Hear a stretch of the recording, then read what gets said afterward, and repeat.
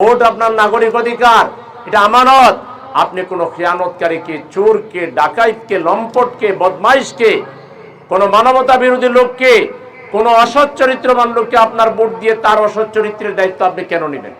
এই 53 বছর আমরা মানব সেবায় যে কাজ করেছি, এই কাজগুলোকে যদি রাষ্ট্রের যে ক্যাপাসিটি আছে এইটা সহ যদি জামাতের হাতে দেশের নেতৃত্ব আসে, তাইলে ডাবল ট্রিপল উন্নয়ন হবে। গরিবের চাহিদা গড়ে গিয়ে মেটানো হবে যদি ইসলামী কল্যাণ রাষ্ট্র কায়েম হয় ইনশাআল্লাহ। একটা ইনসাফপূর্ণ সমাজ, যেখানে আপনার ছেলে যদি চাকরি পায় ঘুষ দিতে হবে না, যেখানে কোনো বৈষম্য হবে না, যেখানে সবার অধিকার স্বীকৃতি দেওয়া হবে, যেখানে সবাইকে কাজে লাগানো হবে, এরকম একটা সরকার এবং রাষ্ট্র আপনারা চান? কে কে চান দেখে হাত তুলে দেখান। ভোট আইলে পয়সার বিনিময়ে এটা বলে যাবেন না তো? দেখেন, ওই পয়সা খাওয়া আর হারাম খাওয়া এক জিনিস।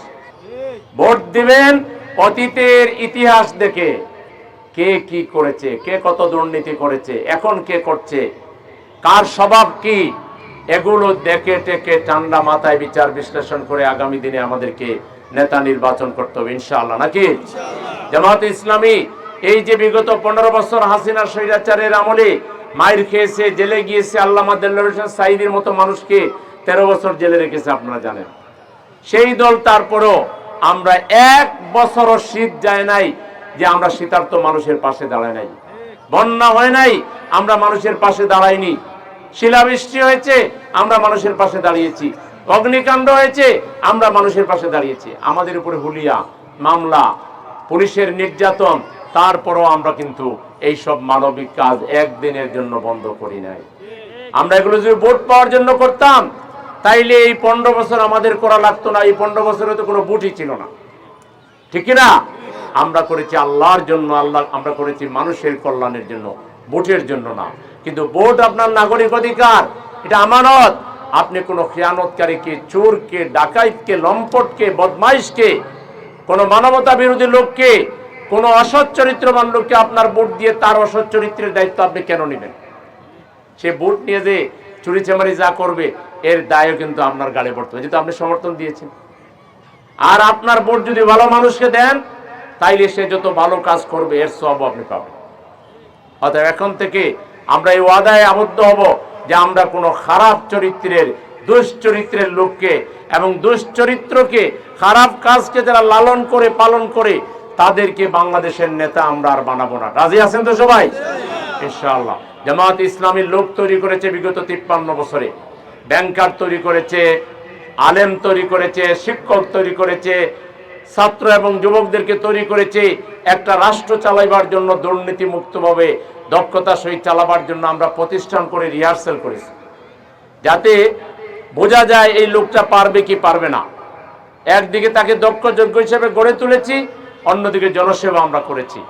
এই 53 বছর আমরা মানব সেবায় যে কাজ করেছি, এই কাজগুলোকে যদি সত্যিকারভাবে রাষ্ট্রের যে ফান্ড আছে, রাষ্ট্রের যে ক্যাপাসিটি আছে, এটা সহ যদি জামাতের হাতে দেশের নেতৃত্ব আসে, তাইলে ডাবল ট্রিপল উন্নয়ন হবে।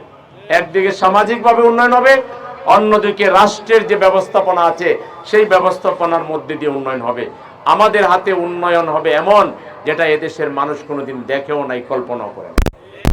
আমরা সেই ধরনের একটা সরকার প্রতিষ্ঠার জন্য কাজ করছি। আপনারা কি আমাদের সাথে আছেন? এবং আপনারা আপনাদের পরিবার পরিজন, আত্মীয় স্বজন, বন্ধু বান্ধব সবাইকে দাওয়াত দিবেন।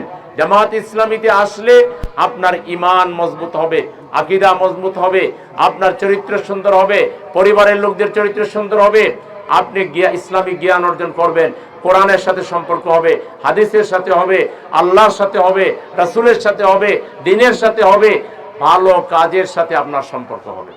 জামাত ইসলামীর সাথে আসলে আপনার ইহলৌকিক কল্যাণ, পারলৌকিক কল্যাণ দুইটাই আল্লাহ চাইতে হবে। সেই জন্য এমন একটা দল আমাদের করা দরকার, যেই দলের মাধ্যমে দুনিয়ায় লাভবান হওয়া যায়, আখিরাতেও লাভবান হওয়া যায়। যে দলের মাধ্যমে দুনিয়ায় মানুষের অধিকার প্রতিষ্ঠিত হবে আর আখিরাতেও মানুষ নাজাত পাবে, এই ধরনের একটা নৈতিক দল, দায়িত্বশীল দল, সাহসী দল, যারা ওই আওয়ামী গুন্ডা বাহিনীর সন্ত্রাসের সামনে পালায়া যায়নি, দেশেই ছিল এবং দেশে থেকে মানুষের পাশে দাঁড়িয়েছে। সেই ধরনের একটা দলকে আগামী দিনে জনগণ বেছে নিবে, এটা আমাদের দৃঢ় বিশ্বাস। এবং আপনারাও আমাদের সাথে কাজ করবেন ইনশাআল্লাহ। আপনাদের পরিবার পরিজনকে আমাদের সাথে কাজ করার জন্য বলবেন আপনারা ইনশাআল্লাহ। আপনাদের আত্মীয় স্বজনকে বলবেন ইনশাআল্লাহ। পারবেন তো?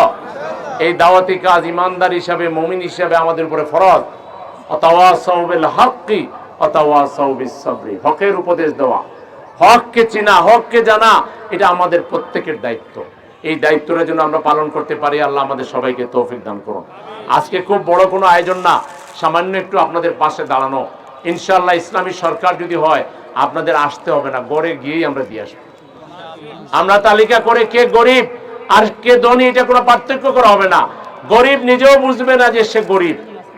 গরিবের চাহিদা গড়ে গিয়ে মেটানো হবে যদি ইসলামী কল্যাণ রাষ্ট্র কায়েম হয় ইনশাআল্লাহ। তো সেই পর্যন্ত সবাই আসুন আমরা কাজ করি। আমরা ভালোকে ভালো বলি, মন্দকে মন্দ বলি, আমরা সাদাকে সাদা বলি, কালোকে কালো বলি। আমাদের বিবেক যেন কোথাও বন্ধক না দেয়, আমাদের বিবেককে যেন বিকৃত না করি, আমাদের বিবেকের বিরুদ্ধে যেন আমরা না যাই।